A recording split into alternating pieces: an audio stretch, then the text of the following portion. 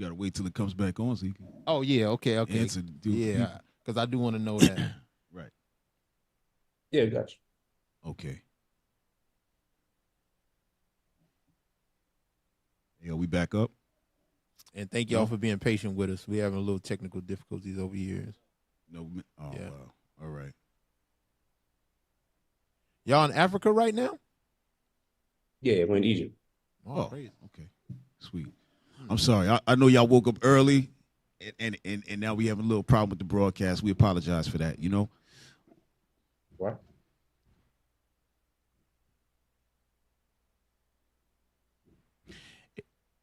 Hey, do y'all while we wait? So do y'all live in Egypt full time, or y'all just there for a moment and y'all Right shoot now, back? yeah. We Okay. we travel to different countries. I mean, we stayed in Turkey almost 2 years. Oh wow. A few years ago, stopped back in the U.S. We're not trying to be in the West like that. Okay. So okay. right now we experiment with Egypt, seeing how it's going to be, but we also have a couple other places on our schedule. All right. All right. Excellent. Are we back up? All right. All right. Sorry, family. Hey, yeah, we got cut off. We don't know where we got cut at. All right. So Coach Nazir and his wife's Coach Nala, Coach Fatima have being gracious with their time. All right. So ask your question and then I'll jump back again. Ask your question you was going to ask and I'll get back to it. So like I was asking earlier, from the Torah, the books of Moses, we were able to have multiple wives, and it was unlimited with Solomon, or so on and so forth. So I was asking, at what point was it limited to 4 for Islam? Because there is a point in the Bible where it's limited to 1. You know what I'm saying? So I wanted to know where that limit came, where the change came. Well, a couple of things before we jump into that part. We had an issue with the broadcast when you talked and you were reading from your books regarding a couple of things. So I do want to address a few things. One, what's important to me is, of course, looking at the authenticity and objectivity and actual historical facts when it comes to a number of things. And I know this is not, again, a religious debate or perspective, but historically speaking, those who were considered Jewish were already in Arabia. There were the Banu Nadir tribe, for example, because they were looking and expecting, based upon the prophecy of that prophet, to come from an area where these date palms and so on and so forth were. But they were there. This was not something new to the Arabian Peninsula. However, I would absolutely encourage to really study the biography of the Prophet Muhammad ﷺ versus doing it objectively, because that's what got me. I thought I was going to go to Islam and pin it, if you will, go to this Quran and so on. So that ties right into the next question. So the Quran is not a continuation of, if you will. It is a confirmation. It is a final revelation. The Quran in and of itself means the recitation. Right. So, for example, when you're talking about looking at the world of 1,400 years ago, where most of the world generally was illiterate, and in the desert, Prophet Muhammad ﷺ was illiterate, the same prophet who was prophesied in Deuteronomy 18 as well as in Jeremiah to come and speak in another tongue. Nevertheless, wait, I'm sorry, I didn't catch that. You said in Deuteronomy and Jeremiah, you said one of the prophets was illiterate? 18, for example. Deuteronomy 18:18, I believe it's in Jeremiah or Isaiah. This unlettered, it's called unlettered, not illiterate, but it's called unlettered prophet. This prophecy of this unlettered prophet. You could definitely, maybe we could either have, maybe another discussion. No, Deuteronomy 18:18 is dealing with that's Christ. Dealing with that's talking about Moses. Christ. Yeah. But no. Actually, when you look at it and you actually study it, it's not talking about Christ at all, because it gives the example of Prophet Moses, that this prophet is going to be like Moses. Right. And you're going to choose a prophet like from amongst yourselves. It's going to be, He wasn't born of a virgin. He wasn't even considered a prophet by many. He didn't have a normal death. None of these things. The prophet Isa didn't lead any wars, for example, but the similitude of his brother, meaning Ishmael and Isaac, from your brethren, you know what I'm saying? Moses and Jesus came from the same line, from Abraham and Isaac and Jacob and so on, but from your brethren. So anyway, looking at that, the similarity between Prophet Muhammad and Prophet Moses is right on point, step by step. Nevertheless, again, not the point of this part of the discussion, but when it comes to the Quran, when you say when is it limited, like even others who follow the Bible, even Hebrew Israelites that do practice polygyny, for example, do not capitulate to say, oh, monogamy is the norm, it only restricts us to one. And many of the church fathers, even in traditional Protestantism, if you will, and even Catholicism, don't subscribe to monogamy. That's a later invention, if you will, throughout the Bible. So Islam, when the ayat was revealed, the revelation was revealed, said marry 2 or 3 or 4. But if you feel that you cannot do justice, you cannot be fair, then 1. That's the restriction. Or you may be with your concubines or female slaves and so on and so forth. So that is the restriction, but this is the last and final revelation. So for example, Bani Israel used to be prohibited, according to the book, for those who actually follow the Torah, of eating camel's meat or eating any type of fish without scales, let's say catfish. Fins and scales, for right. example, right? So there's a shrimp, things like that, as part of the diet plan, if you will. Your and dietary Prophet law. Isa, Yep. followed that law. He followed the law of Musa, law of Moses. However, every law, every nation, every prophet had its Sharia, if you will, or its law. So Muslims, for example, we can eat fish without scales. We can eat catfish, for example. There are certain things that are still prohibited with, alcohol, for example, is prohibited for us, even though it isn't for previous nations. And, swine, so there are similarities there. However, Islam is the final revelation in the Sharia. So we believe when Prophet Moses was here, Prophet Musa, alayhi salam, you had to follow him, even if people had come to you before. So let's say it's Prophet Noah, for example, he was a prophet. But when Prophet Noah had his own law during that time that was revealed to him, when Prophet Moses came, that law became null and void, and now you had to follow Prophet Moses. When Prophet Isa came, you had to follow him. You can no longer say, well, I follow Prophet Moses, but I don't follow Prophet Isa or Prophet Jesus, for example. The name is commonly known as today. You can't say, well, I'm a disbelieve in Jesus, but I'm going to follow Prophet Moses and still think you're okay, when you know he's the Messiah. You know what I'm saying? You know he was sent to you. You know he's this promised one and everything. Similarly, the Prophet Isa, alayhi salatu wasalam, talking about the Paraclete, which is the Greek translation of the name Muhammad, since there's no gospel other than the gospel of Barnabas that I know of that was actually revealed in the language that Jesus spoke, since he didn't speak Hebrew nor Greek, and there aren't any. Who didn't speak Hebrew? Jesus. Isa, he spoke Hebrew. No, he didn't. No, he didn't. He spoke Aramaic, and this is not just he spoke Aramaic. Okay. It's the language he spoke. It's not Hebrew. Okay. Feel free to definitely check it. Check it up, and again, I'll be open to a further discussion. But it didn't speak Hebrew, it didn't speak Greek, and there are no New Testament books at all, other than, again, the Gospel of Barnabas, which was in Aramaic, and Barnabas was one of his disciples who was actually named in the New Testament. But I'll definitely, encourage that. So when you're talking about the Quran, when it restricts it to 4, it's providing this last and final revelation, this final law. Therefore, that's it. There's no nation coming after it, because Prophet Muhammad said, "La nabi ba'di wa la umma ba'dikum." There's no nation to come after me, and there's no prophet to come after me or nation to come after you. This is it. Now we have the day of judgment that's next. But we believe that if you were living under Abraham, you had to follow Abraham. When Isaac, you had to follow him. You had to follow all of these prophets in succession, because they're all part of a chain. The thing is, when you look at it and you read it and actually do the history, all of them taught the same thing. They all live by the same principles. There was no difference between Moses and who they call Jesus Christ. There's no difference between Moses and Isaiah or Jeremiah. They all taught the same thing from the time of Adam all the way back up to even right now. So there's no difference. So let me get something, because I want to. Never mind. The first commandment, it says it all. Like, is confirming what you're saying. The first commandment: you should have no other God but me. Right. All of them, bro. So we agree 100% on that. Right. So when you look at Moses, right, when you brought up Deuteronomy 18:18, right? Let's go to it, please. Right. So Deuteronomy 18:18. Hey, you got that, bro? Yes, sir. All right, read that real quick. Deuteronomy chapter 18 and verse 18.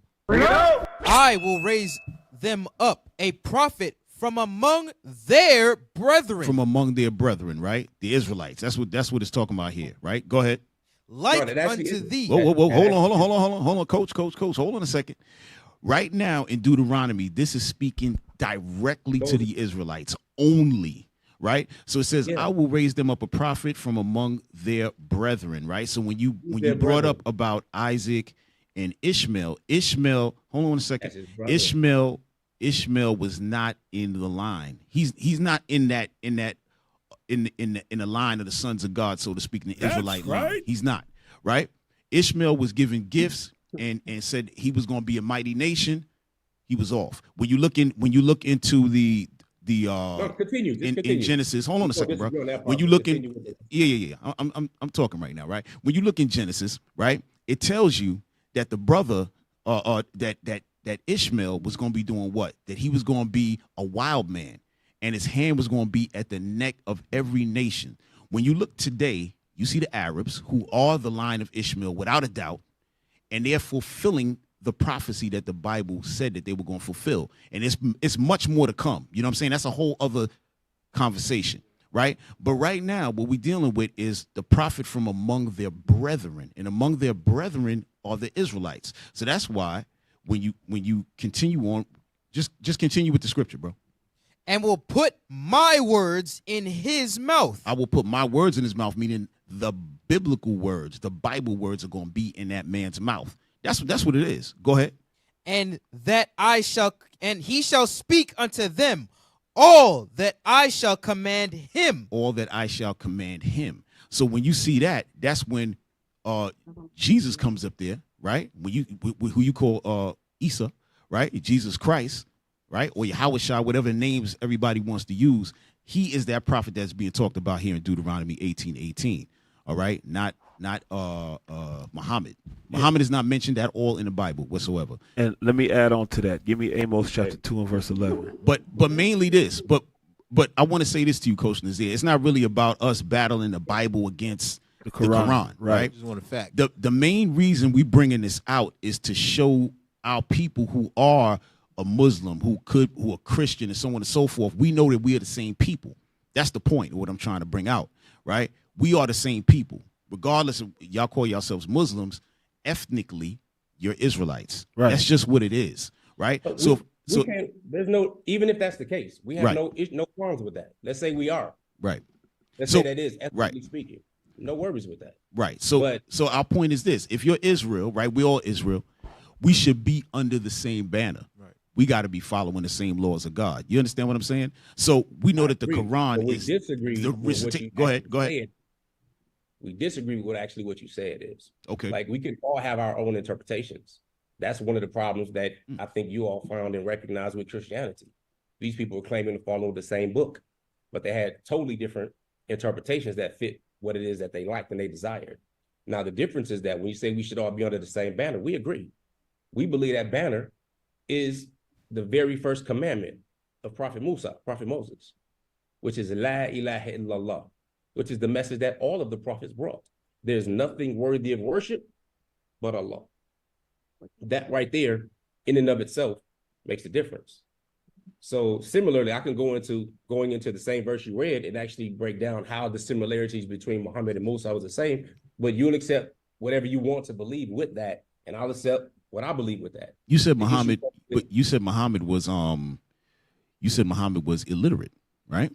And he was unlearned. Right, he was right. But when you go into the book of Acts, chapter 7, it talks about how Moses, he was mighty in words and in deeds. He wasn't illiterate at all. All right. And just like you brought up about Jesus, you said Jesus was you were showing the differences between Christ and Moses. So if we look at it like that with Muhammad and Moses, they have really nothing in common. They have nothing in common. Here, you want to read that? Again, that goes into studying. I could tell that you don't know much really about Muhammad. You haven't studied the Quran or the biography of it, so it's speaking on something you don't have any information. As an example, when I said I disown organized religion, one of the reasons is because of the person who wrote 80% of the New Testament. This was the person who was Saul of Tarsus. He killed Jesus' disciples. Yes. All right. And I know that if you want to conquer a people, you get their mind. You can't conquer them all physically. Look at our people in America, for example, just the last several hundred years and what they're holding on to. So You have someone who never met Jesus, who fell out with his disciples, who claimed to go on his way to Damascus, fell off a donkey, and said, I've seen him, and now he writes most of this book. But yet his books didn't come to existence until after they conquered Jerusalem in the year 80 CE, or a common era, if you will. So when I saw this, even as a teenager, I recognized, and I'm playing this as a movie, I'm like, this is problematic. And the more I got into it, I'm like, not only was the crucifixion, but it was a fiction of a crucifixion. So when Jesus appeared in the upper room and said to them, Assalamu alaikum, or Shalom alaikum, for example, peace be upon you, and why y'all look like y'all seen a ghost when this whole upper room story is because in Mark 14, verse 50, it says that all the disciples forsook him and fled, said they all forsook him and fled. Or in the Garden of Eden when the Sadducees and Pharisees were coming to arrest him. That being the case, if they all forsook him and fled, first thing that told me as a teenager is that's third person. It didn't say we all forsook him and fled. So that brings into question who wrote this. And number two, if they all forsook him and fled, and that's true, then there's nobody around. So my challenge comes to even today with modern Christian scholars is when I look at the Bible and whether it's 66 books of the Protestants or the 73 of the Catholics, who's to determine what's authentic? Since 80% of these books not only contradict each other for those who claim to have his original writings, but 80% of the authors are actually unknown. We don't know who wrote Obadiah or Isaiah or Jeremiah, nor do we have anything that could factually or historically back it up outside of the claims of those who are organizing the books, as well as the other 300 canonical books that were taken out of the New Testament. So again, not to make this a whole religious part, I'm just saying we can agree to disagree on interpretations because we're all humans. But ultimately, I absolutely believe what you're saying 100%, where we should be under that same banner because there are two types of people. As you mentioned, you asked about my ethnicity and nationality, right? Right. And I share with you that the most important thing is being that Bani Adam or son of Adam has a loyalty and allegiance to his creator. All right, not artificial boundaries that humans have put over here on this earth, because there's two camps. There's the camp of Iman or faith, and there's a camp of disbelief. But coach, let me say something to you. Some people that are here are not sons of God, right? They're not. Listen, there's a certain people on the earth right now that the Lord is just not dealing with. I mean, this is just reality. This is what it is, right? And we can't say as a people that we don't have an enemy or we don't have enemies. That it's not true. I'm not saying you said that, right? But this is not a one for all and all for one type of situation. Even when you read the Bible is not for everybody. The Bible is written strictly for our people. I don't know, if everybody knows that, but the Bible is basically FUBU, for us, by us. Right. You know what I'm saying? That's what it is. All right. That's right. The other nations or the other nationalities, right? This is not for them, right?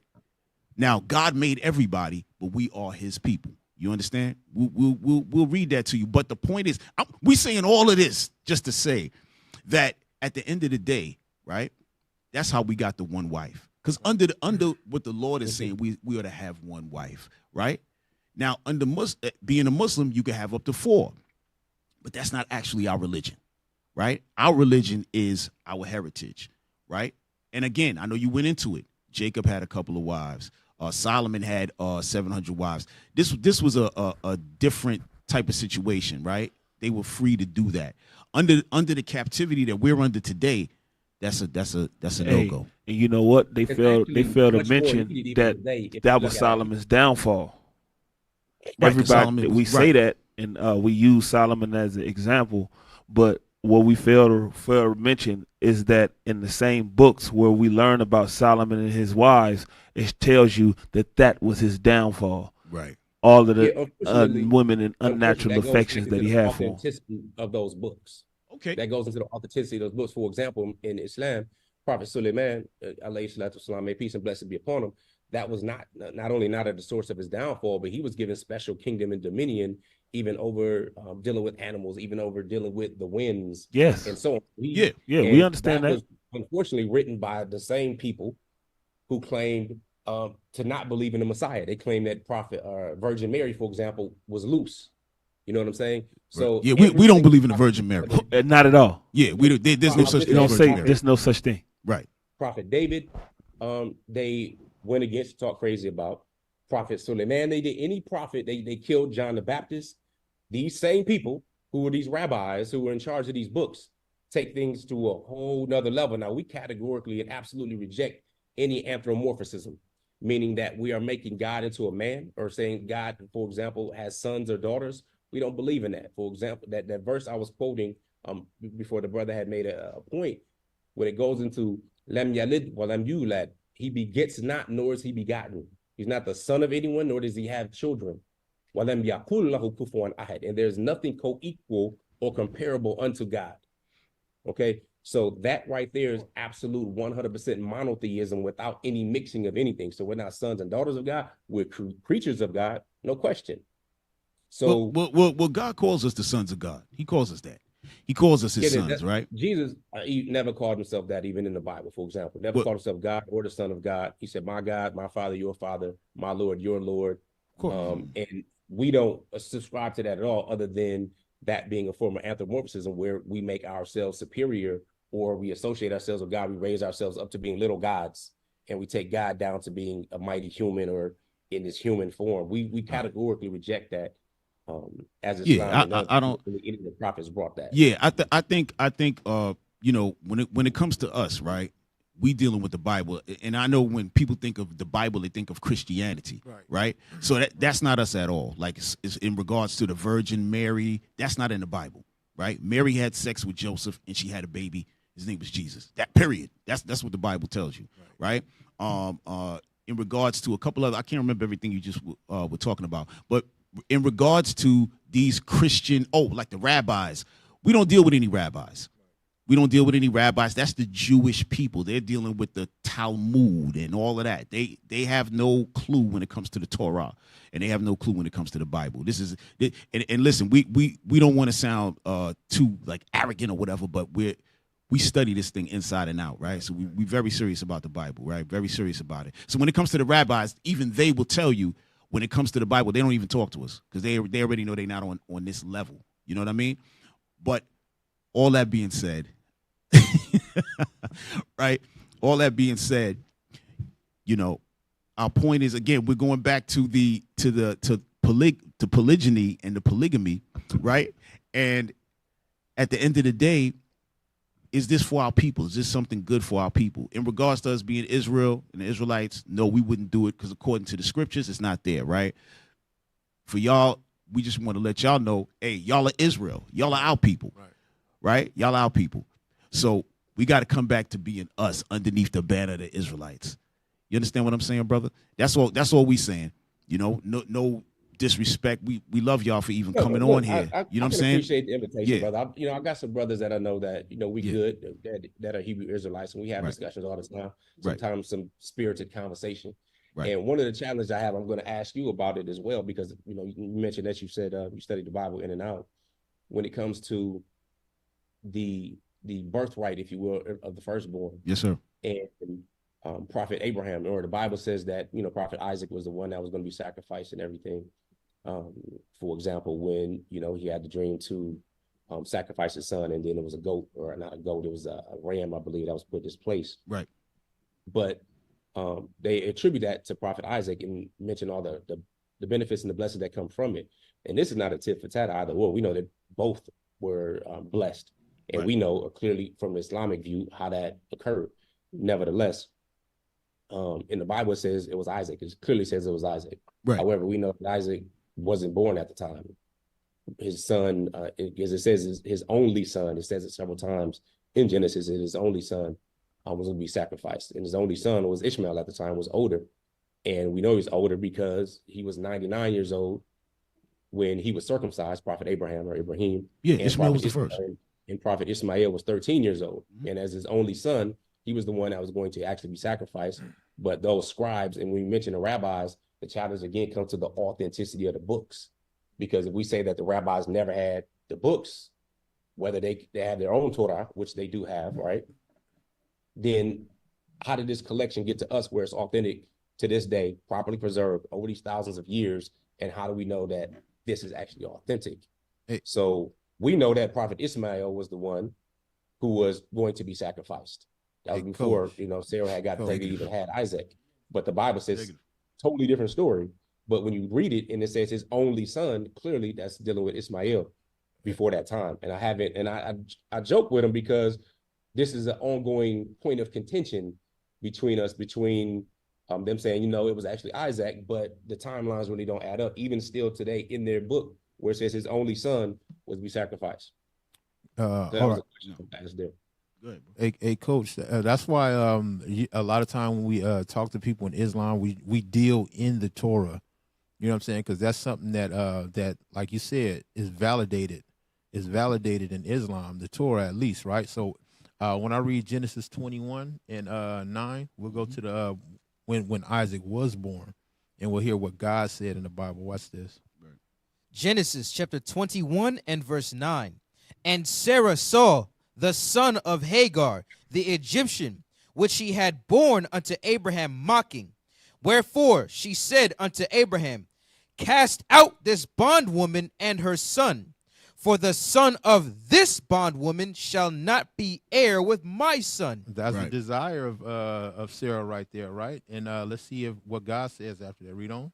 Even with Isaac, verse 11. And the thing was very grievous in Abraham's sight because of his son. And God said unto Abraham, let it not be grievous in thy sight because of the lad, and because of thy bondwoman. Because he did love Ishmael, that's for sure. In the Bible, Right. in the Torah, he did love Ishmael. It is his firstborn son. Read on. In all that Sarah hath said unto thee, hearken unto her voice. So the casting out of Ishmael, the casting out of Hagar, God sanctioned that. Read on. Right. For in Isaac shall thy seed be called. So that's what God said as they were born. As they were born, he confirmed that, yes, in Isaac, this is the son I promised you. Right. You see that? And that's where the promise went. When you look at Jacob and Esau, Esau was the firstborn, right? But guess what? The promise did not go through, the lineage did not, or the promise didn't go through, the birthright didn't go through Esau.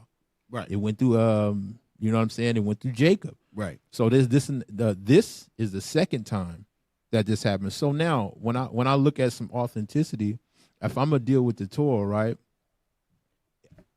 Something comes 600 years after the Bible, or 600 years after Christ's death, and it says something different than what the Torah says, then I have to question that authenticity. Right. You know what I'm saying? Because who's to say? You should, but let me read something from you real quick. I'm gonna read it like your boys read it. Right. Genesis, it's over 24:90, where he's 99 years old. And Abraham was 90 years old and 9. Yeah, coach. When he was circumcised in the flesh of his foreskin.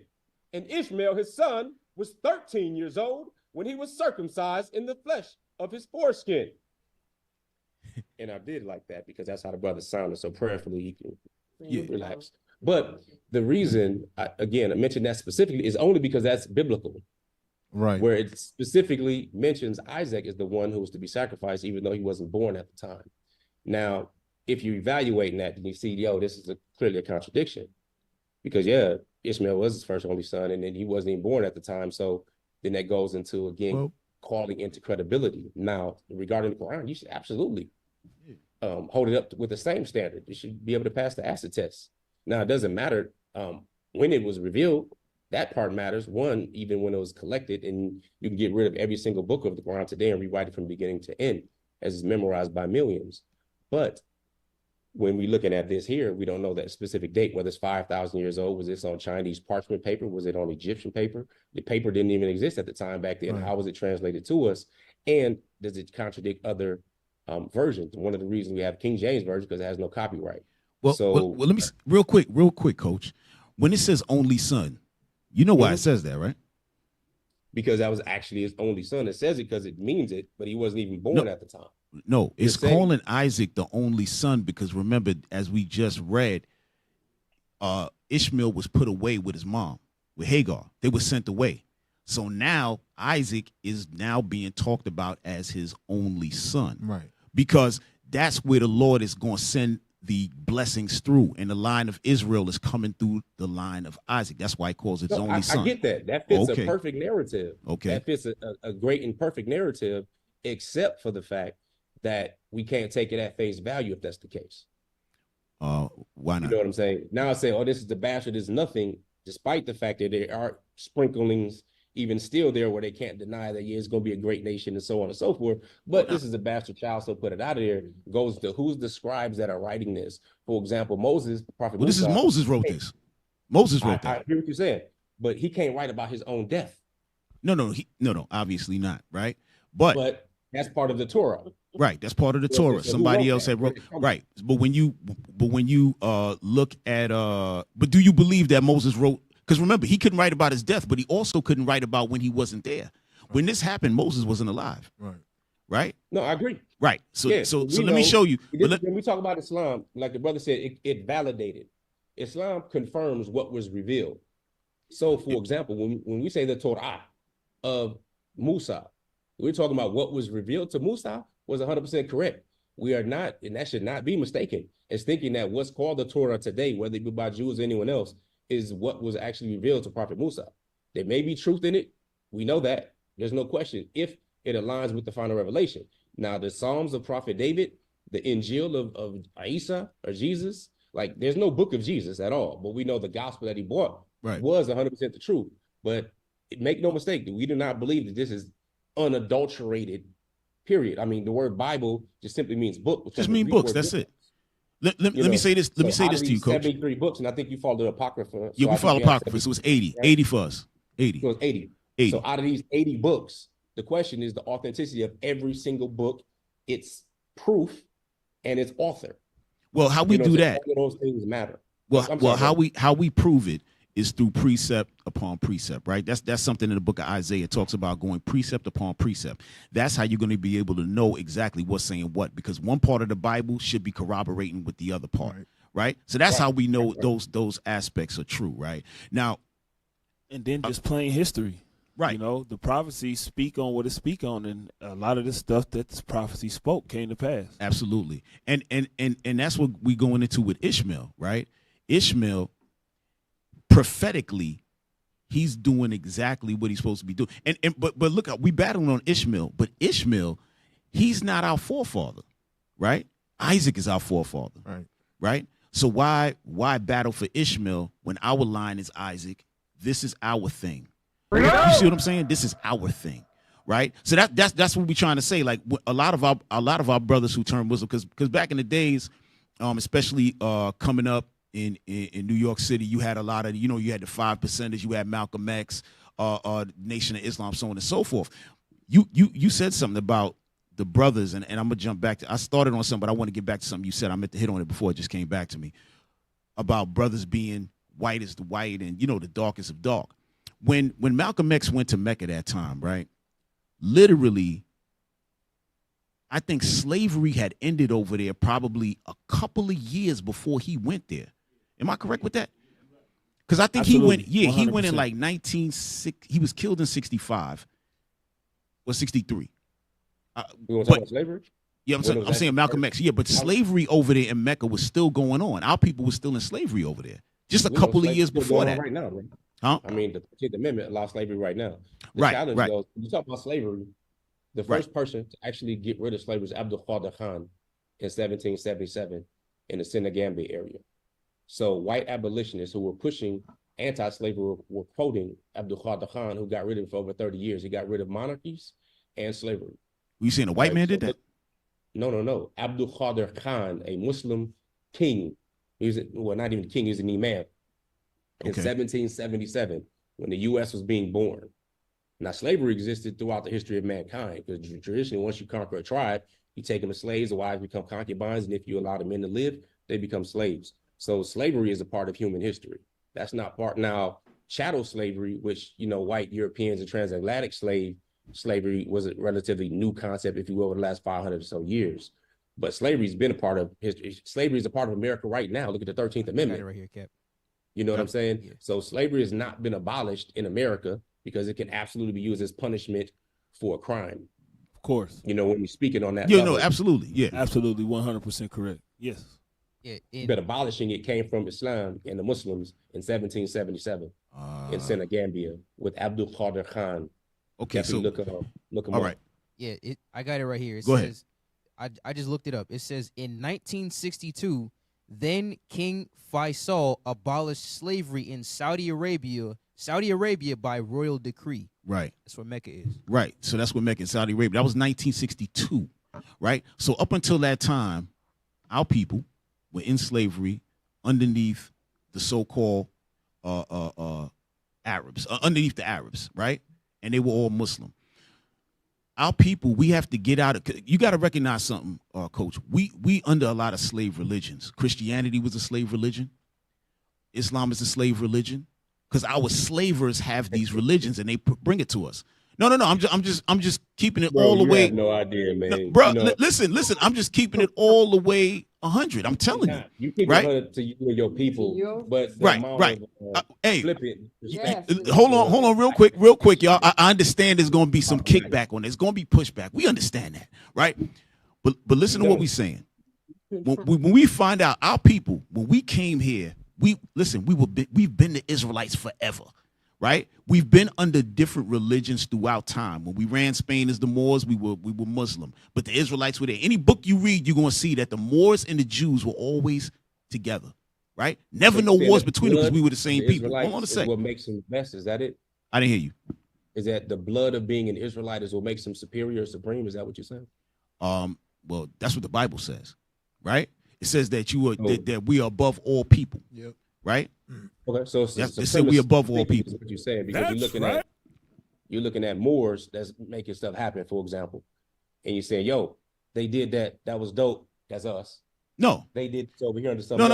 No. Because the Moors weren't keeping all the laws of God. I'm just saying that was our people. We ruled Germany.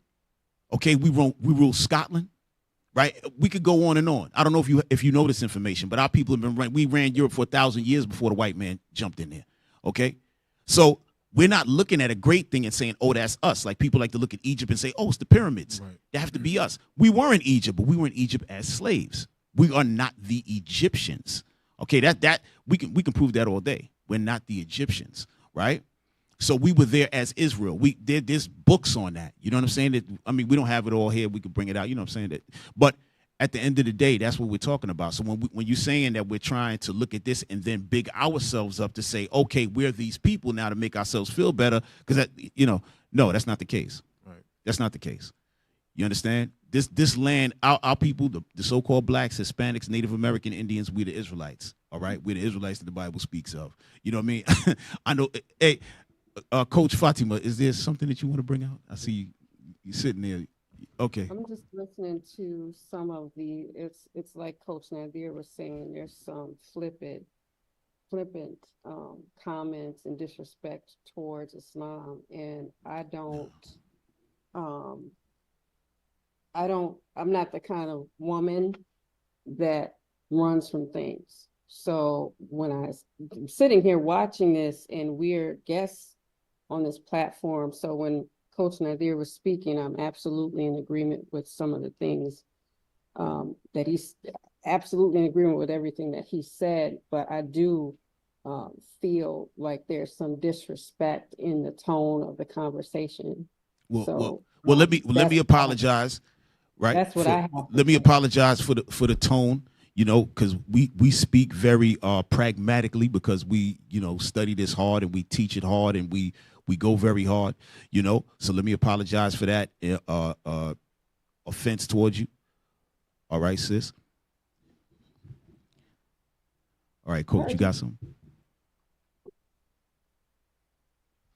Go ahead. And then look, at the end of the day, we talked about the transatlantic slave trade and all of that good old stuff, right?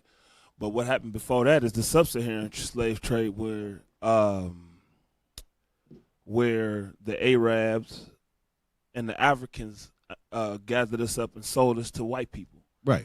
It's a lot of history that's not just being talked about, and we don't have enough time to cover every little thing. Right. We don't have enough time to. Those are prophecies in the scriptures. Those are prophecy in the scriptures, actually. But we don't have a whole lot of time to discuss every little thing on this platform. We'd be more than happy to have you back for a conversation like that. There, that we don't run from nothing. Because our belief system is coming from the prophecies of the Bible, and I think that's the difference. Last year we ran into a Arab brother from Yemen, We were on the street, and he came up. We talked for like 2 hours. We went through the Quran. We had the Bible out. We went through it. And we were showing him that in the Bible, you have prophecies that are not in the Quran. Like there's actual prophecy. Our slavery that happened here in the Americas and abroad, Deuteronomy 28.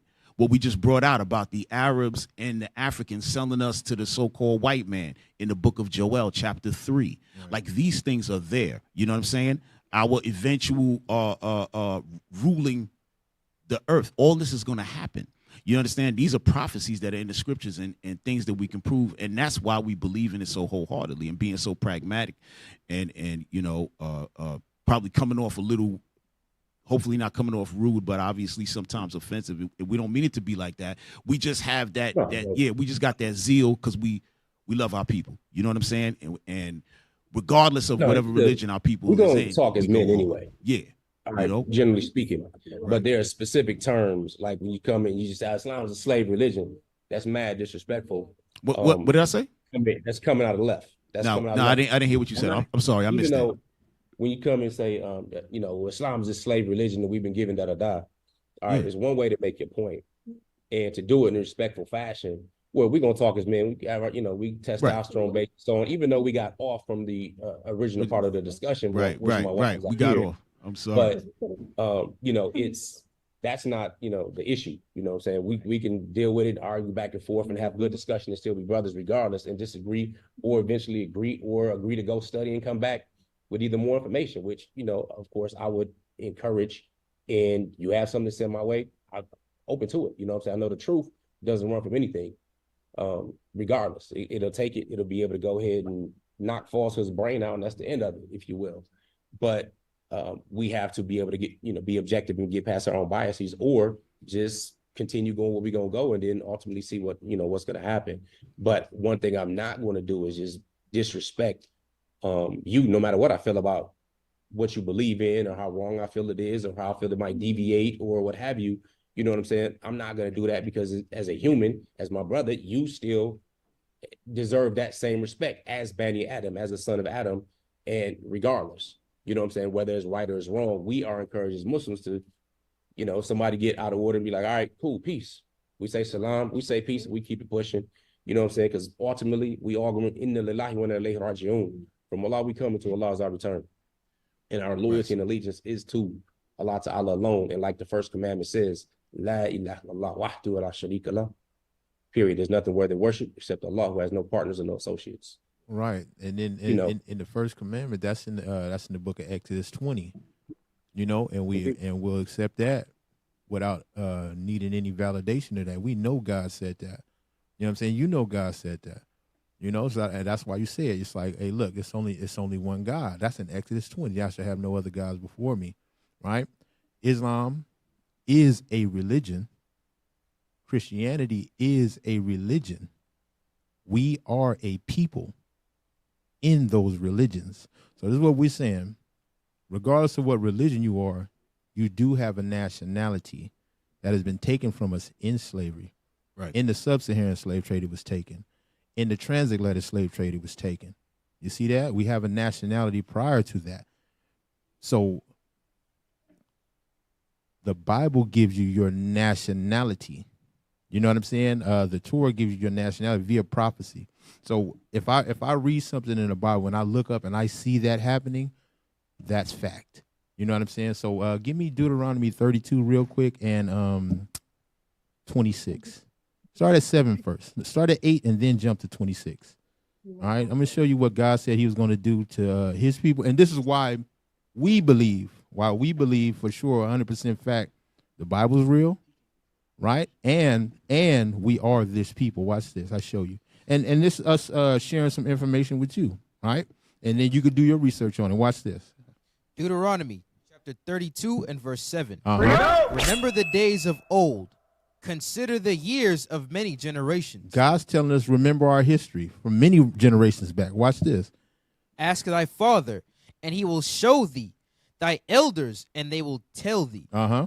When the Most High divided to the nations their inheritance. God divided every nation their inheritance, right? Every nation got a little piece of what they got, right? We don't. when he separated the sons of Adam. So like you said, we all come from Adam, but in the Torah said he separated the sons of Adam, right? Read on. He set the bounds of the people according to the number of the children of Israel. He gave everybody their boundaries, right? Ishmael will be here, Moab will be here, Edom will be here, Israel will be, read on. For the Lord's portion is his people. Now, the Lord's portion out of all these people, he could have chose anybody. He could have chose the Chinese man. He could have chose the Edomites. He could have chose Ishmael, but he decided, he said, my portion is this Israelite people. Read on. Jacob is the lot of his inheritance. Jacob is the lot of his inheritance, right? Jump over to verse 26. Let me show you a prophecy that would happen to them. Verse 26.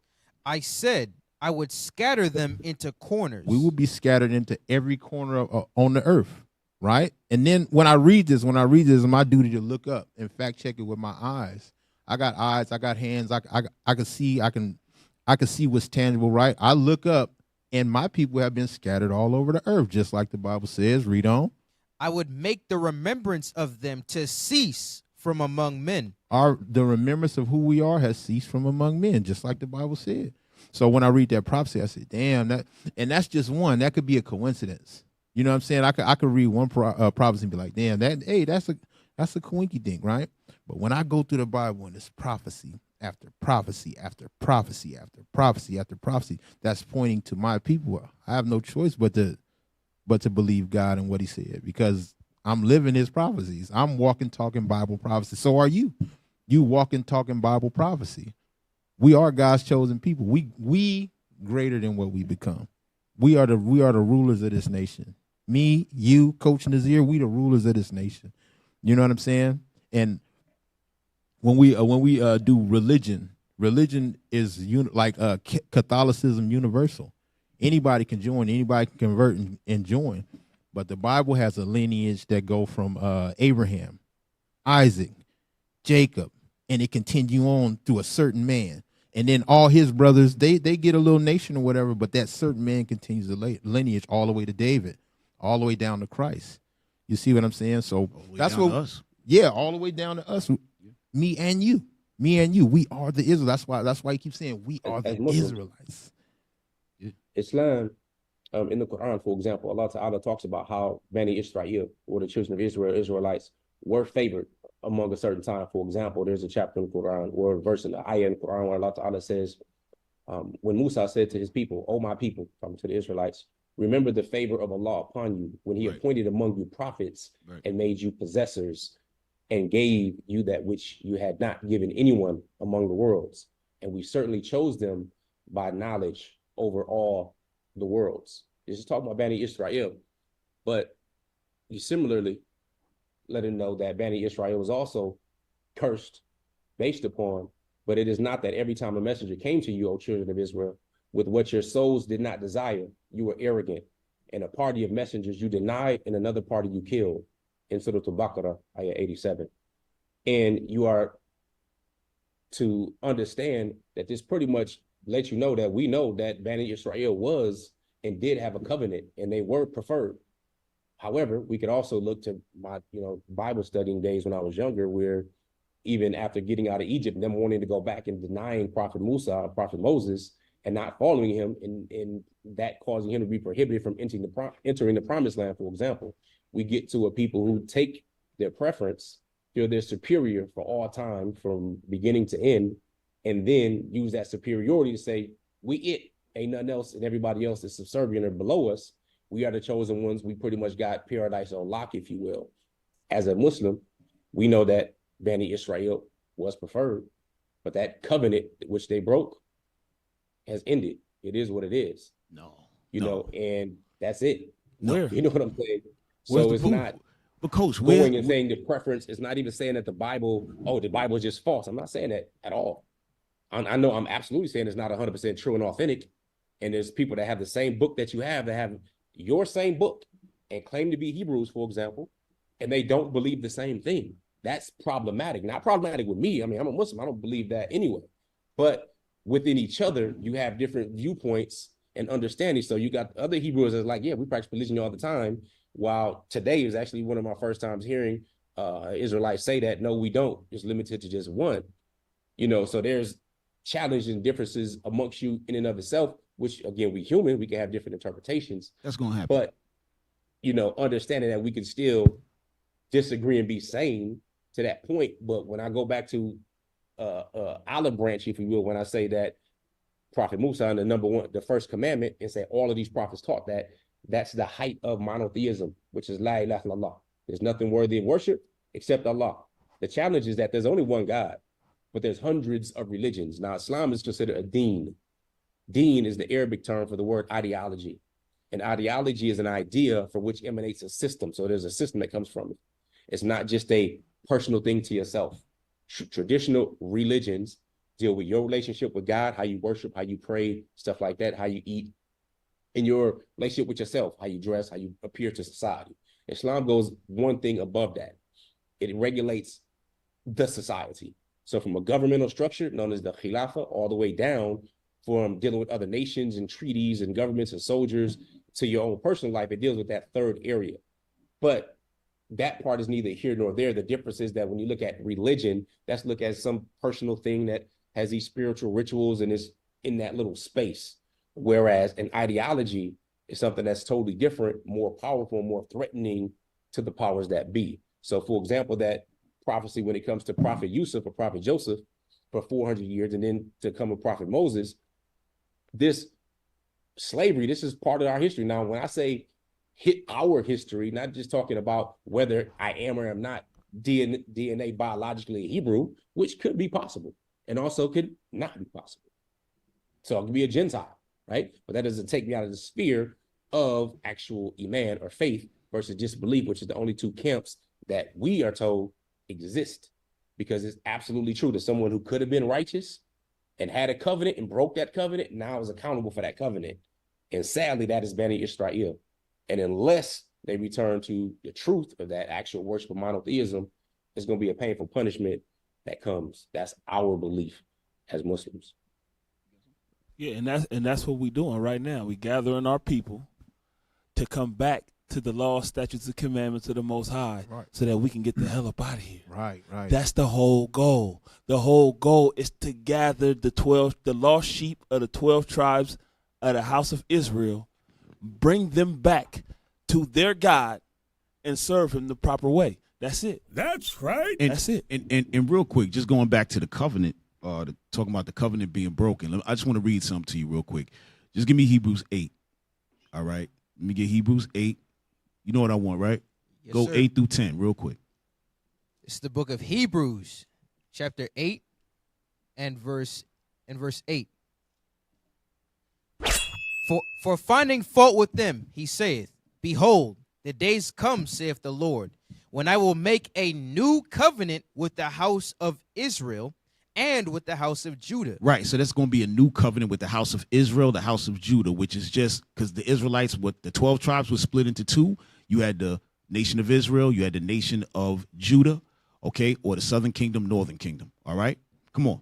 Not according to the covenant that I made with their fathers in the day when I took them by the hand to lead them out of the land of Egypt, because they continued not in my covenant, and I regarded them not, saith the Lord. For this is the covenant that I will make with the house of Israel after those days. Right, so that older covenant, right? The new covenant that's made with the Israelites again, right? That's where you get the new covenant from, right? With Christ. Go ahead. I will put my laws into their mind and write them in their hearts. And I will be to them a God, and they shall be to me a people. So the covenant still exists with the Israelites only. It's never with everyone. It's never with the whole world at all. You know, so that's what we're trying to tell you. So even when you're saying, okay, that covenant is broken, it's done. Yeah, the Israelites went off. But that's why you had Christ come and what? Die for the people. Right. Not for everybody, but just for the Israelites. All right. And you can read that in Romans chapter 9, you know, but hey, so, you got something? Okay. So I know, listen, I know we kept you, bruh.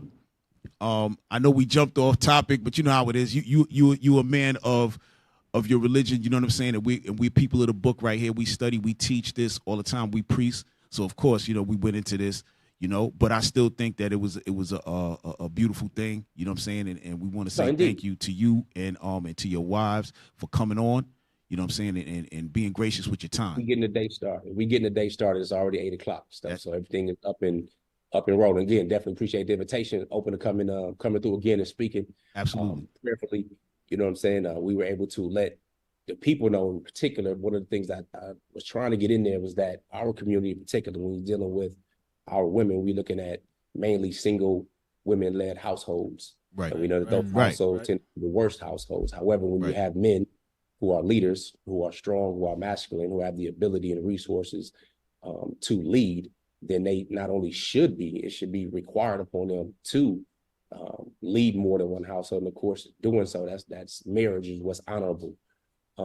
So we know that a single father household or a child being raised up in a single father household is almost equivalent to a two-parent healthy household. That's right. So either we are going to adopt polygyny as a modern solution or an ancient solution to a modern day problem, or we're going to allow women to just continue to suffer from making bad choices, or not have the option of the good men, as like Coach Nyla talked about, seeing somebody who's already demonstrating leadership in these different qualities that successful families can have, or roll the dice with what's going on and what's currently going on, at least within the community that I grew up in the area that I come from in the Midwest, in Milwaukee, right outside of Chicago. We talk about 80% single mother-led households, and Milwaukee's pretty much ground zero for a lot of trash that's been going on. And you can see it. It's palatable, like Detroit, if you will, after the big three left. Yeah. So polygyny is absolutely an ancient solution to a modern day problem. I want to encourage men, regardless of your spiritual background or your spiritual walk in life, to investigate this possible solution. And it requires a man to be more than twice the man. Not the man with one woman and a whole bunch of jump downs and bust downs and so on and so forth. Now, it requires you to lift the status of a woman to a wife, be more than twice the man, and lead your family on a whole nother level. So prayerfully, we're able to get that part across despite our other engaging, spirited conversation. But again, appreciate you, brothers. Yeah, and before you go, there's a solution. And the solution is, care, love, history, who we are, where we come from, our lineage, our culture. Give me before we go, Sirach 4:10. I want to say this right quick because it's a bunch of single women in the Israelite community, especially in our congregation in particular, right? But you can help them raise their households without becoming their husband. Watch this. Give me that. This is the book of Sirach, or Ecclesiasticus, chapter 4 and verse 10. Be as a father unto the fatherless. Scriptures say, be as a father unto the fatherless. Be the role model in their household because they don't have a father. Come on. And instead of a husband. And instead of a husband to the wife. Unto their mother, so shalt thou be as the son of the Most High. Say instead of trying to become her husband, you just lead the household as the father figure. We are the father to the fatherless. That's what we do. That's what we practice. That's right. You don't have to become polygamy or polygynist, or if that's even a word, in order to get the results that we're looking for. A lot of people, not saying you, of course, but like you just mentioned prior and previous, like that's how our community is gonna look at it, like a bust down or like another jump off, and it's because they have no substance behind who we are, and that's why we push who we are so much into the people. Because if we don't realize our worth, then we would never be nothing ever. Right. We would never be nothing without history. Look at all of the other nations around us. They so structured, right? From what we see, they so structured and they all stand on one square because they all know their history. They all know where they come from. They all know who their forefathers is. But when you get to the Black and Hispanic community, we have nothing. We don't know. Right. We're leaning on what the oppressor gave to us, which is nothing. Right. And that's why we don't value each other. Go ahead, right? Kat. No, and that's good. And as a community, right, and as a congregation, that's what we do, right? So we support those sisters who may be single mothers, right? We here as those fathers. So now those kids got a lot of fathers. You know what I mean? And I understand what you're saying, bro. We're not in the house with them. We're not laying with them, right? But everything else they're going to have until Lord's will. If the Most High want to bless them with a husband, they're going to get that. But if not, we're going to be here to support the children, you know? But all praises, man. It was good having you, bro. Excellent conversation, bro. Hey, thank you for coming through, man. Yeah, sure. absolutely. Coach, listen, man, we're gonna have something else at some point. We may have to bring you back for something, man. Maybe not polygyny, but we'll bring you back for something. Yeah, you know? man. You got a lot of good topics, man. Yeah. And like I say, with the short amount of time that we have, we can't really touch everything, so we can't really uncover everything. So we hitting certain stuff, and then we go into the next thing. But we would love to have you back to go into some of this stuff that our community and yours differ. Straight up. We do have history books and timelines. We do have pictures and paintings. We do have sculptures.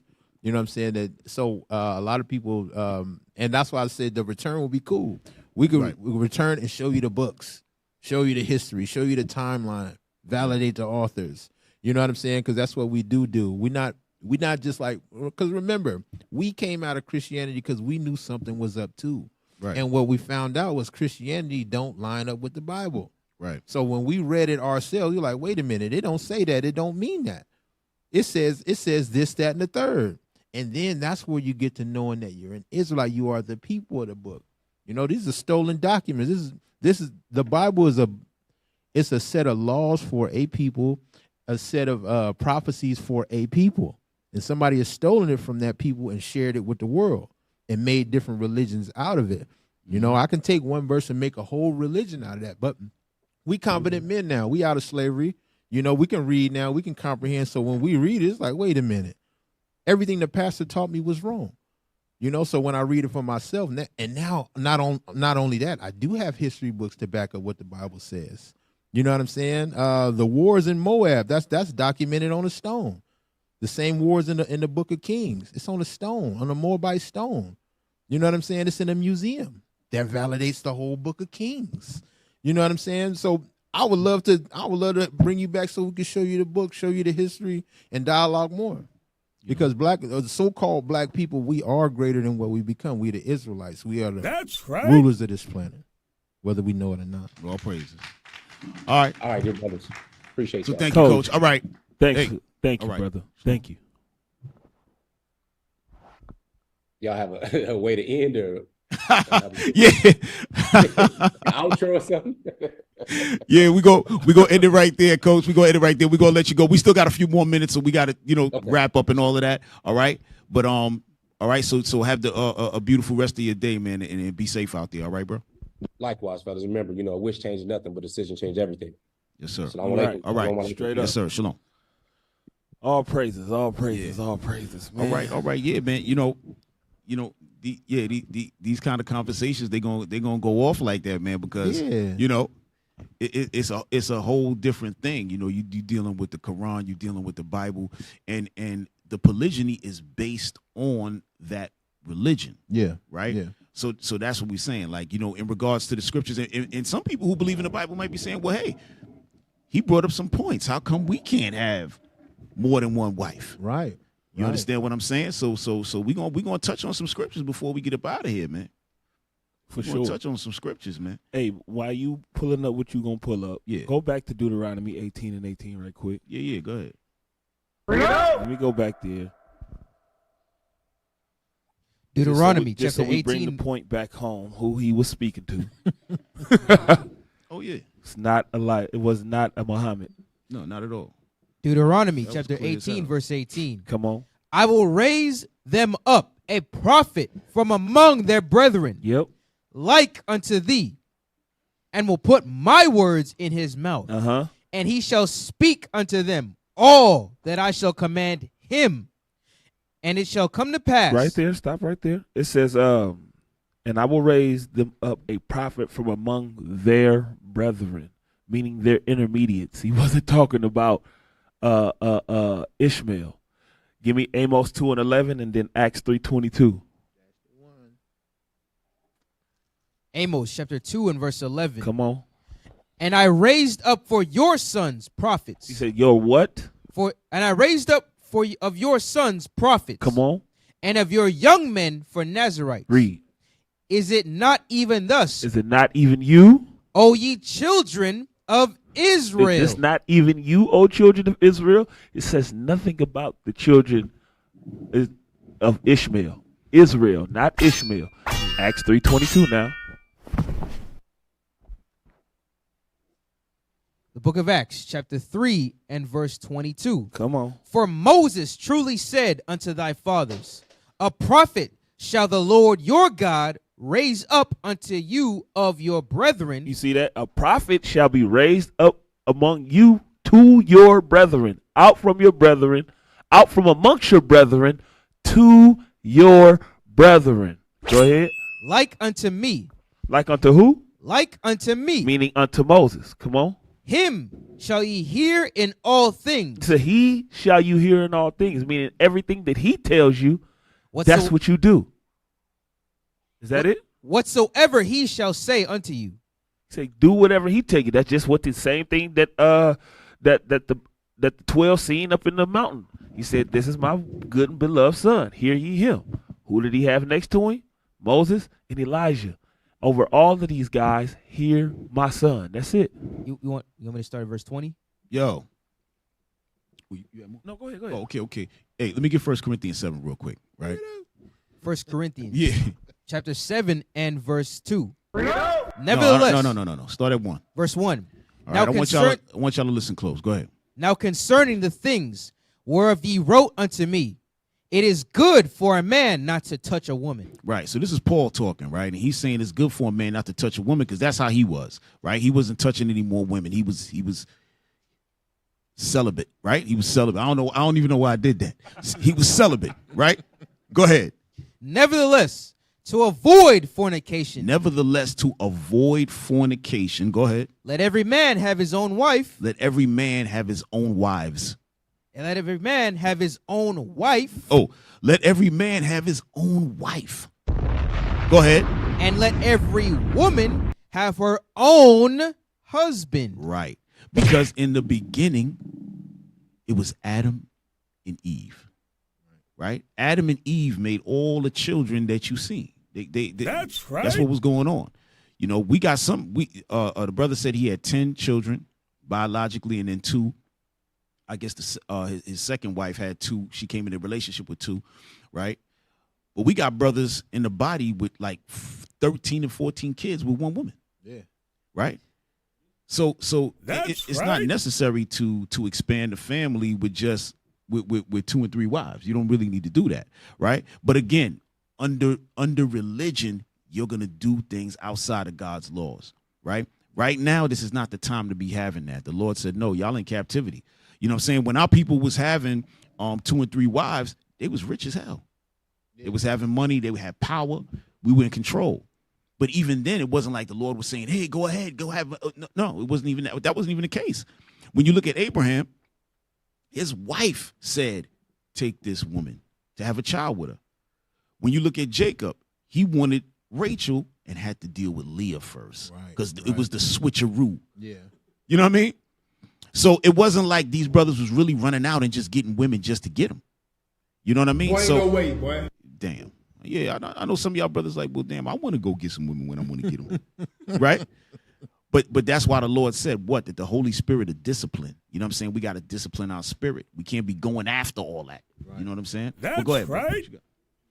I was just thinking, man, it's for somebody with a lot of kids, it's hard to balance your time with listen, I got 5 kids, right? And an 8-hour job. Sometimes I work overtime. So when I come home, I got that last 8 hours to deal with in one household. So in that 8 hours, I gotta work out and fix my body. I gotta take care of myself, right? Right. That's part of it. And then that could take maybe 2 hours. So I got 6 hours left. I haven't slept yet, so I haven't taken a nap. So now I got 5 hours left, right? With that 5 hours, do I study with it? Or do I build up my son? I also got some daughters, or do I build up my daughters? Hey, I still haven't made time for my wife. Do I build up my wife, or do I just pass out? You know what I'm saying? Sometime that happens. So the time that you have to give attention to all these like little subcategories to run a family sufficiently, it's hard to do with an 8-hour job. Now I could imagine having to build up one wife and the 5 kids in this house. You know what I'm saying? Am I giving them sufficient time? Am I spending enough time with those boys? Am I spending enough time with my girls? And then have to do that in another household and build up that wife and exercise and study, and you know what I'm saying? So it just when we think about multiple wives, the first thing we think of is sex. We think of a good time. We think of, you know what I'm saying? But you don't think about all them kids fighting and crying and asking you, can I have this? Can I have that? Can we go to the park? Can we? We don't think about that stuff. Right. That's why I had to jump to that immediately. I said, okay, cool. The sex part. All right. That's common sense. You know what I mean? Right. All right, cool. I want another woman. I want, you know what I mean? But after that, you got to listen to this woman tell you her day. Yeah. She want to talk. Yeah. She want to chat it up. You know, I've been thinking about something. The way I'm be like, okay, I'm about to leave here and then go back over there and here to get. That's a lot. Right. That's a lot. That's why the Lord said in Corinthians that those who are married, you got to move like you're not married, because what? We pushing this truth. Yeah. You see what I'm saying? When you really doing this as a vocation, as a real profession, right? And just in case y'all out there saying, oh, y'all getting paid for this? No, we're not getting paid for this. We talking about our real profession, being a priest, right? When you really doing this work, you can't be having all these wives, man. Right. It's just not the time.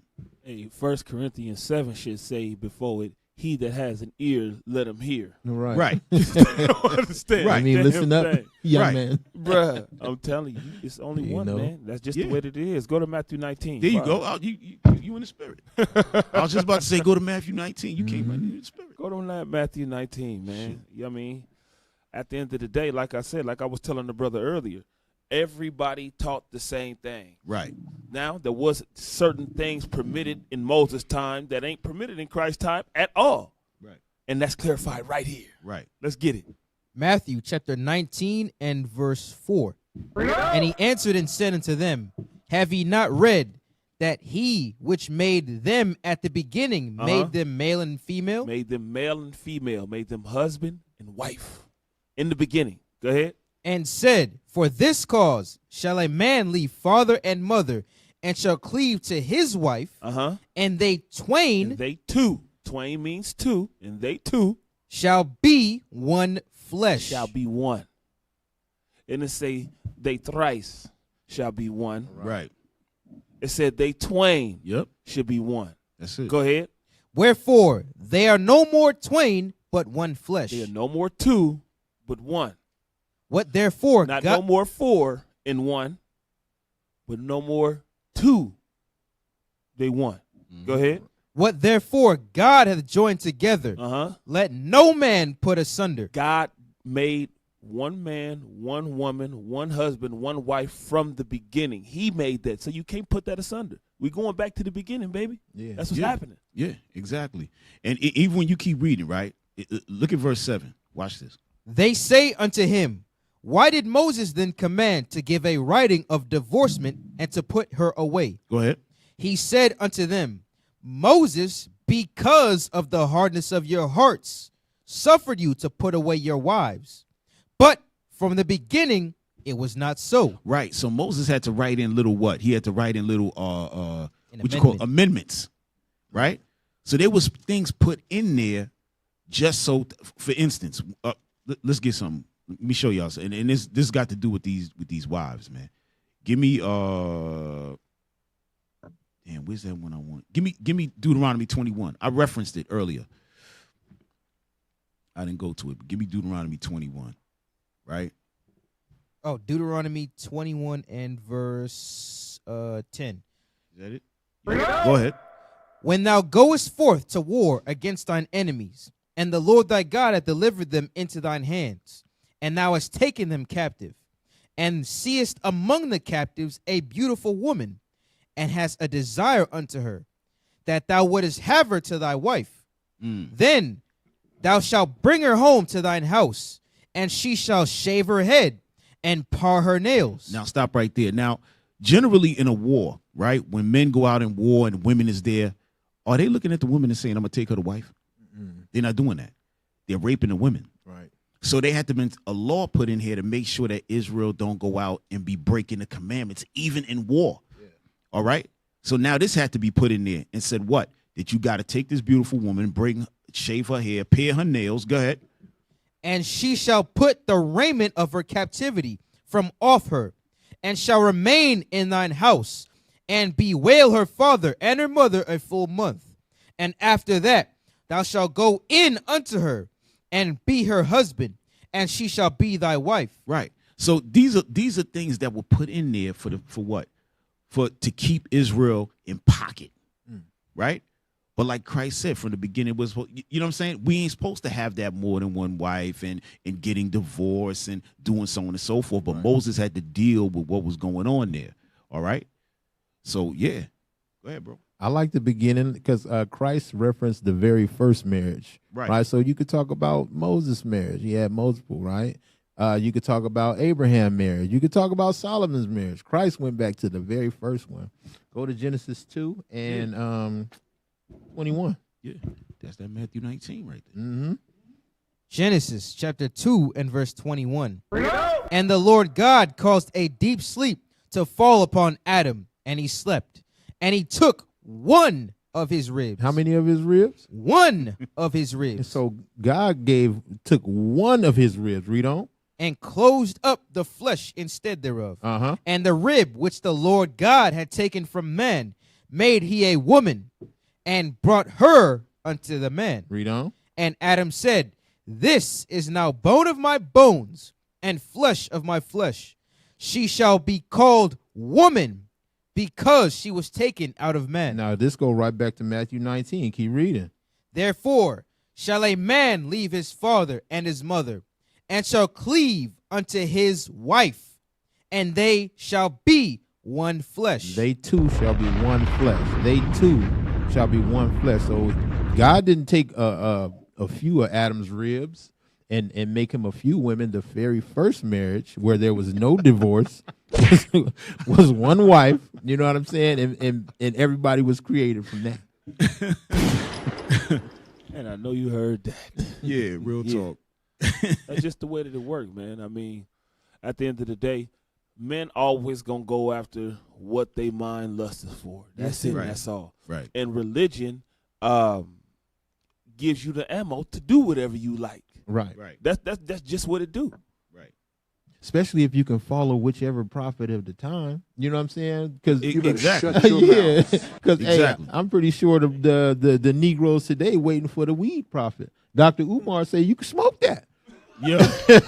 You know what I'm saying? So yeah, under Dr. Umar time, we gonna smoke us some weed. I know Moses said be sober and all that, but Dr. Umar, you know, so we got God made a promise to a people, gave them laws, and those laws never changed. Right. You know. Right. Not all praises, because he was saying that it was that the Quran was confirming. Right. But if it was confirming, then why go against it? Right. You know what I'm saying? You can't have a book that's confirming that's going against the original. And that's why it's a good point you brought out. If something coming out 600 years after the fact, we going to look at that. Yes. We ain't looking at the first one. We looking at the second one. Right. That's what I want to fact check. Right. Right. You know?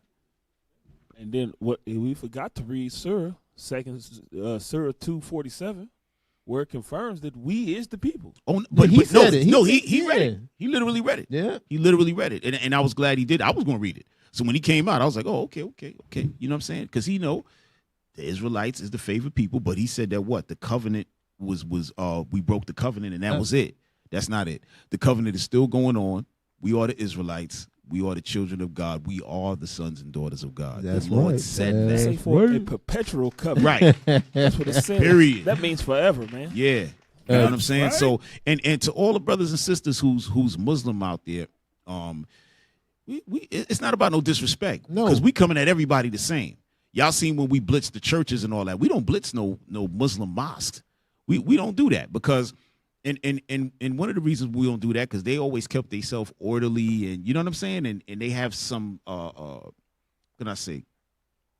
Some order and structure. Yeah, some type of structure. So with them, it's different. We could actually go and talk to them. But the Christian church, we step to their business ASAP. You know what I mean? We step to them because they real twisted over there. So we come to their business. So in regards to the Muslims, hey, they ain't we don't really come hard on them ever. You know what I mean? So ain't no disrespect, but we want y'all up out of the mosque as well. The same way we want all of our brothers and sisters out the Christian church, we want y'all out the mosque because the Lord is looking for us to put ourselves back together. And like Zephaniah 2 said, gather yourselves together, O nation not desired. Period. So we got to come back as the Israelites. There's nothing else. That's it. There's nothing else. All these religions out here, slave religions. And I know the brother got upset about that. You know, his wife was upset about that. But that's the reality of That's it. the truth. Just like Christianity's a slave religion. Christianity is the #1 bloodiest religion, followed by Islam. Right. That's just the Right. truth. And- That's and- historical. Hey, bro, and let me read this real quick, because you know what? I was bringing something out. The brother was bringing it up, and I was like, nah, that ain't the one I want, but that was actually the one I needed.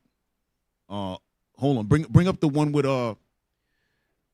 from Babylon to Timbuktu, y'all. Oh yeah. Bring that out. Show the net. Yeah, there you go. Right. That's what we about to read out of. Yeah, go to that next page. To the page in Babylon. It should say on the top, the original black Jews, the 2 daughters of Judaism. Oh, God. Come on, y'all. All right, There we go. Read it. All right. The 2 daughters of Judaism. The offspring of Judaism are Christianity and Islam. Now, Hey, man, you better read that thing like you know some good. the offspring of Judaism are Christianity and Islam. Go ahead, bro. Now, history was repeating itself. The proponents of Christianity said to the Jews, "We accept your Bible, morals, and monotheism." Right, because at that time, right, they were praying to everything. The stars, the moon, the insects. It was massive amount. It was massive. Polytheism is what they were dealing with. Go ahead. Only receive from us Jesus Christ, the great prophet, the Messiah, of whom all the prophets spoke in the scripture. Because the Jews refused, they were despised and hated. Right, go ahead. Muhammad tried to construct his religion as closely as he could after the Jewish religion. He favored the Jews by accepting many of their laws and traditions. When the Jews refused to be converted, he commanded his followers to stop turning to the holy city of Jerusalem in prayer, but rather to turn to the city of Mecca. He changed the Jewish. Right, so instead of him now facing Jerusalem, he said, we're going to face Mecca. Just like Christianity, right? They was trying to do what? They wanted some changes in it. And we was like, no. So they said, so then they started to hate us. So the same thing now with Islam, right? Oh, nah, well, you know, y'all, we going to face Mecca instead, right? Go ahead. He changed the Jewish Yom Kippur, the Day of Atonement, or rather fast day, which he had accepted for the month of Ramadan. Muhammad changed the Jewish Sabbath from Saturday to Friday. Come on. We have another parallel with Christianity. In the 4th century, the church changed the Sabbath to Sunday. Right. So you had the Muslims changing the Sabbath from Saturday to Friday, and then the Christians changing it from Saturday to Sunday. Go ahead. And reorganized its calendar to make Easter separate of Passover. Go ahead. Like Christianity also, Muhammad included in his Bible, the Quran, accusations concerning the Jews. Nevertheless, the Quran glorifies many biblical personalities. Right. So he had many accusations against the Jews, like it was read earlier. Like I think the brother was reading it before, talking about going against Christ and so on and so forth. But they still glorify many biblical personalities. Go ahead. In order to win the pagans into the church, Christianity adopted many barbaric customs and traditions. Christmas. Likewise, Muhammad, to gain the loyalty of pagan Arabs, adopted many of their beloved customs. The Kaaba stone, Go ahead. an idol, was to receive high regard in the new religion.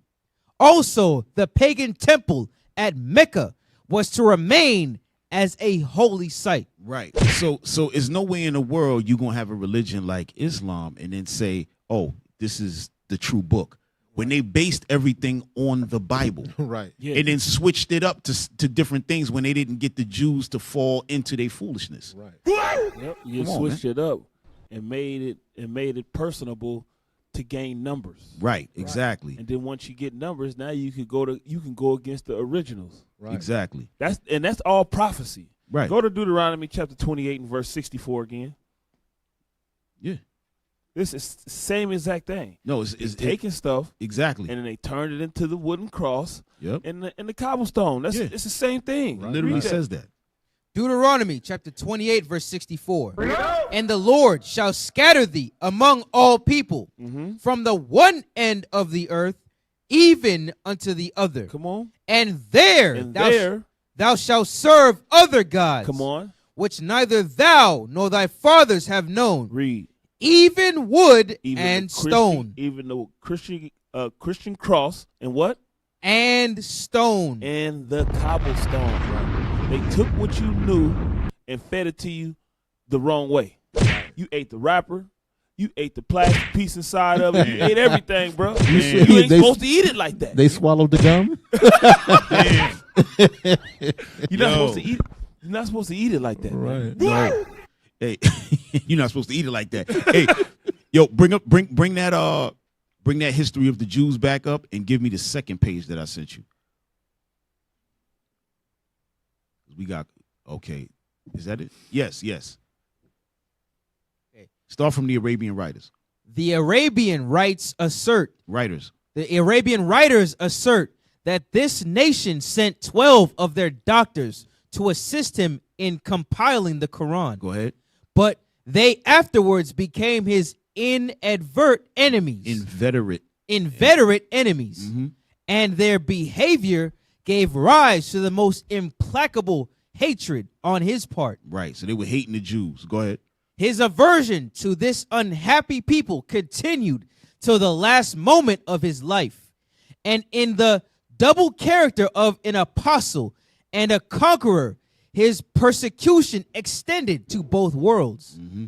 In his Quran, he reproaches them with betraying and murdering the prophets and styles them a people justly cursed of God for their violation of his Sabbath and laws. Hey, that's what bruh said. He said we was cursed. Right. But they don't understand the curse is coming from Deuteronomy. Yeah. Right. During that time. Yeah. You know what I'm saying? Go ahead.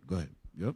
For their treatment of Jesus Christ, whom he acknowledges to be a great prophet, and for having filled up the measure of their iniquity by rejecting his own mission. Read on. The Jewish tribe at Kanoka dwelt at Medina under the protection of the city.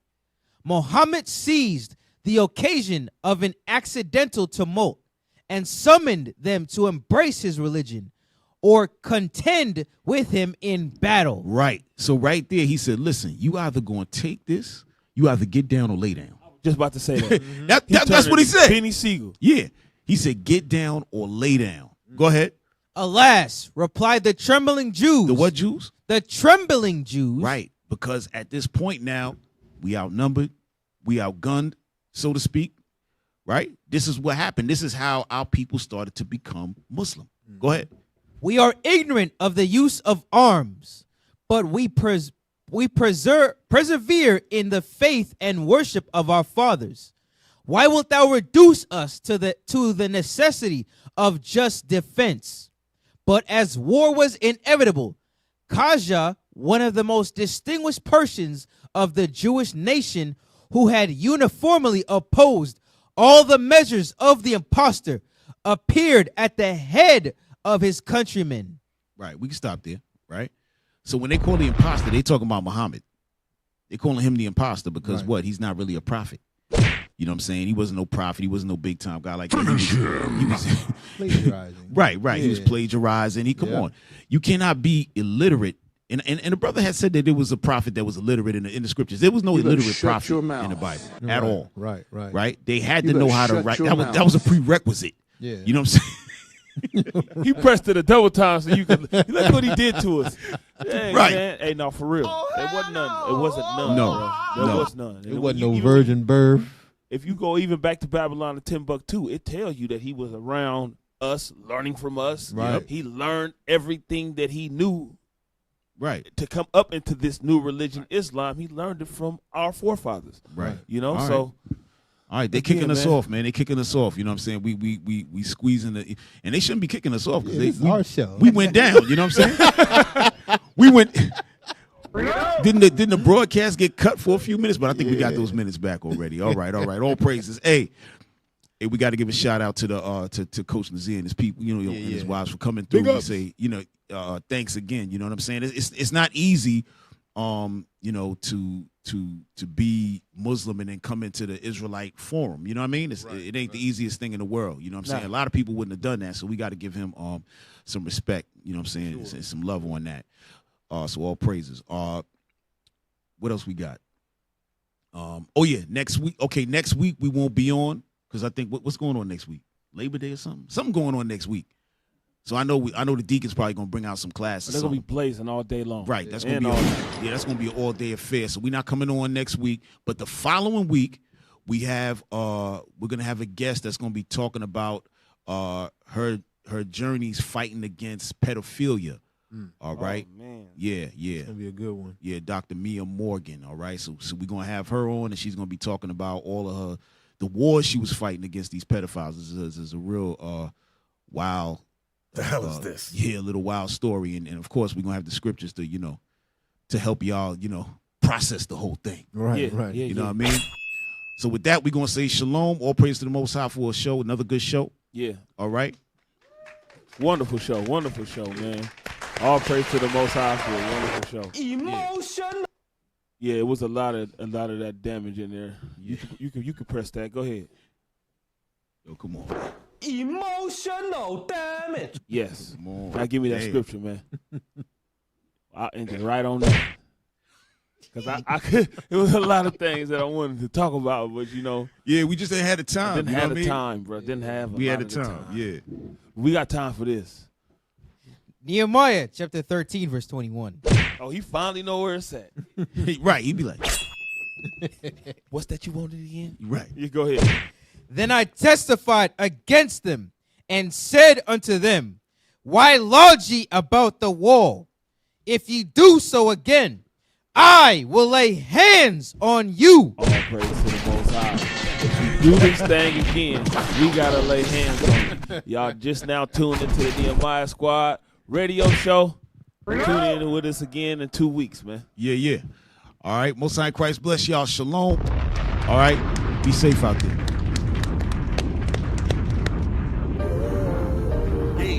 From even the evil, spend holy days away from the heathen. I need a break, I don't need a reason. I need a script, I don't need your grievance. Keep it to yourself, it's better for my health. Leave it on the shelf, ain't hearing nothing else. Tonight ain't the night, knowing the price. Pay it off with my life, till it's out with your lights. Do it all for the Christ. In from the start, fix your face like it's art. The sons of a simp, call them Bart. Yeah, you did your best, played your part. But now it's time to cut you to the heart. Flex on occasion. It's the strangeness of the salvation. You see it, believe it, amazing. Them terrorists coming invasion since the creation. War, mine, Lord, bless the general. Greatest nation, eat them unequivocal. Bombs dropping, buddy, cause it's biblical. Start shit, now it's time to finish. Whoa. Said he won't vote, he looking for smoke. So, we give him some more. We want the world, we breaking them down. Taking the kingdom, can't wait for the crown. We want the world, we breaking them down. Taking the kingdom, can't wait for the crown. It's the end of the world. And the beginning of ours. It's the end of the world. And the beginning of ours. It's the end of the world. And the beginning of ours. We want the world, we breaking them down. Taking the kingdom, can't wait for the crown. It's the end of the world. I can't wait for our kingdom to start and for there to be finished. Get rid of all of their idols and lying religions. Look for the crown like an Edris. Hey, this that crown talk. Wisdom of Solomon 5 talk. This that second Edris 6 and 9. We want eyes talk. It's your time to end. And my time again. It's our time to win. Away with the sin. You know what it is. Rejoice with my kin. See that is why we repented. Go to streets, I can see myself in it. The city is bright. The kingdom of light. A wonderful sight past the angels, the inner light. I need 1,000 years of labor. Sit on my throne with my savior.